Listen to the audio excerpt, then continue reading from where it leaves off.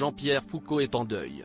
Ce mardi 5 septembre 2023, il s'est emparé de son compte Twitter pour faire une bien triste annonce, le décès inattendu de l'un de ses plus proches collègues et amis. À 75 ans maintenant, Jean-Pierre Foucault fait partie d'une génération qui fait peu à peu ses adieux. Ces derniers mois, le présentateur a dû saluer la mémoire de beaucoup de confrères, que ce soit des amis, des collègues et de simples connaissances. Mais alors que la rentrée télé vient tout juste d'être lancée, le célèbre acolyte des Miss France doit de nouveau faire face à un deuil. Cette fois, c'est un ancien collègue et fidèle ami qui l'a quitté. Jean-Pierre Foucault est en deuil. Ce mardi 5 septembre 2023, l'animateur a annoncé le décès soudain et inattendu de Roger Van Clavéant, un ingénieur du son avec qui il a travaillé à de très nombreuses reprises durant ses jeunes années. Mais aujourd'hui, c'est surtout un ami de longue date qu'il pleure à chaudes larmes. Mon complice preneur de son, Roger Van Clavéant, du temps de RMC Radio Monte Carlo nous a quittés ce matin. Je lui dois mes plus belles heures de direct sur la moto émettrice dans toute la France.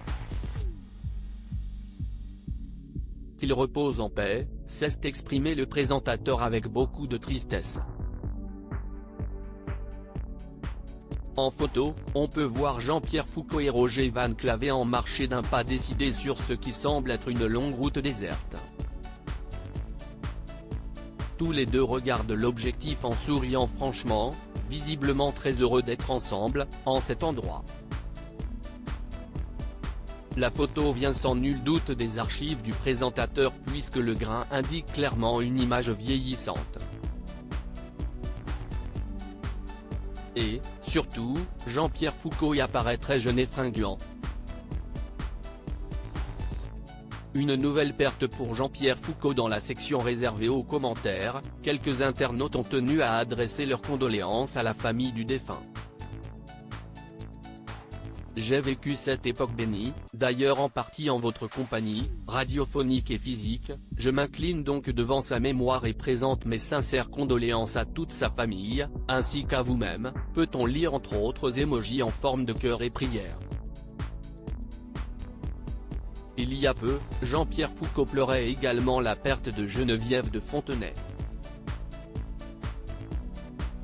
Elle avait son petit caractère, Geneviève, et il est de notoriété publique qu'elle et moi, on se fritait de temps en temps parce qu'elle n'était pas d'accord sur certains points, sur certaines évolutions.